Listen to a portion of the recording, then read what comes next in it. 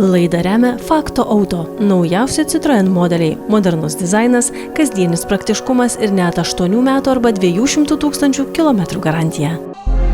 Laidą pristato Hado Red Boost, tepalai jūsų automobiliui.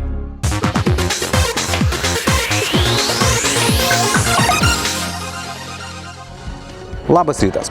Volkswagen buvo vienas iš pirmųjų gamintojų, iš tų senųjų prekės ženklų, kurie pradėjo gaminti elektromobilius masėms. Bet vėliau į traukinį pradėjo šokinėti absoliučiai visi ir Volkswagen elektromobiliai liko šiek tiek uždengti šešėlio. Bet dabar jie pristatė tokių naujienų, kad tikrai grįš į dėmesio centrą. Taigi šiandien turime dvi naujienas – ID.3 Neo ir ID Polo. Na, bet pradėkime nuo ID.3 Neo. Neo, naujas modelis, bet ID.3. Jis yra tikrai labai stipriai naujas. Naujas interjeras, nauja baterija, nauji varikliai, dar daug naujų dalykų, bet Volkswagen paliko ID.3 vardą. Kodėl? Nes kėbulas išliko tas pats. Neo – ne naujos kartos, tačiau labai stipriai atnaujintas elektrinis Golf analogas, kurio modernesnė išorė tik gėlytės palyginus su pokyčiais viduje. Taigi, kaip matote, Volkswagen ID.3 interjeras yra kardinaliai pasikeitęs ir jis turi labai daug įdomybių, apie kurias pakalbėsiu šiek tiek vėliau. Nes pirmiausia, kaip sako Britai, adresuokime dramblį kambaryje. Tai didžiausias problemas ir kodėl buvo padaryti kai kurie pokyčiai.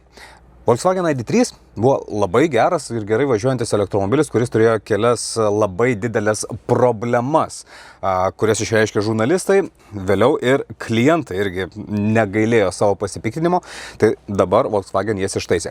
Pirmoji problema buvo kokybė. Pirmos kartos ID.3 salonas atrodė kaip kokio nors Dacia automobilio. Labai pigus plastikas, vėliau šiek tiek pagerėjo, bet vis tiek kokybė tikrai nebuvo Volkswageniška. Dabar ji tapo Volkswageniška vėl. Minkštos, gražios medžiagos, atrodo viskas surinkta gerai, kokybiškai ir žinote, kas grįžo? Mygtukai. Žiūrėkit, čia yra mygtukai, fiziniai mygtukai klimatui valdyti, fiziniai mygtukai ir ratukas garsui reguliuoti, dainai pakeisti. Dar vienas dalykas, langų pakelimo ir nuleidimo mygtukai yra nebe 2, o visi 4. Ironiška, kad apie tai, kas dar prieš 5 metus buvo laikoma savaime suprantama, dabar kalbu kaip apie didžiausią naujovę. Tai tik parodo, kur buvo nusiritęs Volkswagen. Džiugu, kad grįžo į doros kelią ir dar prisiminė senus gerus laikus. Pasižiūrėkit į prietaisų skydelį, kaip pirmos kartos Volkswagen Golf. Ir čia groja muzika, kasetė sukasi. Volkswagen ID.3 Neo bus galima rinkti su vienu iš 3 motorų, kurie suks galinius ratus 170, 190 arba 231 arklio galios. Silpniausia versija turės 50 kWh bateriją, o kitoms bus galima rinktis 58 arba 79 kWh baterijas. Deklaruojamas nuvažiuojamas atstumas, priklausomai nuo versijos, tarp 400 ir 630 km. Na, dabar pereikime prie ID Polo. Visiškai naujo modelio, kurio pavadinimas taip pat rodo tam tikrus pokyčius Volkswagen modelių gamoje. Matote, anksčiau buvo atskirti automobiliai su vidaus degimo varikliais ir elektromobiliai. Nes buvo tradiciniai modeliai, tradicinių modelių linija, Golf, Polo, Passat, Tiguan ir taip toliau. Ir buvo elektrinių modelių linija, tai ID serija, kuri buvo sunumeruota skaičiais. 3, 4, 5, 7 ir taip toliau. Ir jos buvo atskiros. Dabar tos linijos vėl grįžta viena į kitą ir vėl susijungia. Ir nuo šiol nebus ID1, ID2, ID3, ID4. Vėliau pasirodys ID Polo ir ID kiti automobiliai su normaliais vardais, nebe skaičiais. Ant naujos platformos sukonstruotas ID Polo bus varomas priekiniais ratais ir, kaip galite matyti iš dizaino, atrodo kaip įprastas hatchbackas. Jokių keistenybių, klasikinis, taisyklingų proporcijų, Volkswageniškas siluetas. Tačiau elektros pavara leido geriau išnaudoti erdvę. 4 metrų ilgio automobiliukas turi didesnę nei 400 litrų bagažinę. Iš galinės sėdynės B klasės modelyje daug tikėtis nereikia. Ji racionali, suaugęs žmogus telpa, o priekyje viskas puiku.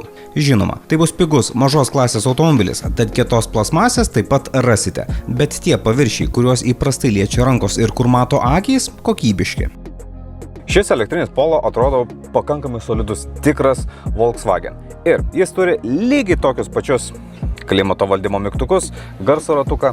Ir galiu iš karto pasakyti, kad štai tokius mygtukus turės absoliučiai visi nauji Volkswagen ID modeliai. Taip Volkswagen daro dėl dviejų priežasčių. Pirma, kaštų taupimas, o antra, gamintojas nori sukurti vientisumą, sugrąžinti laikus, kai įsėdus į bet kokį Volkswageną nereikėjo nieko ieškoti, viskas buvo savo vietose.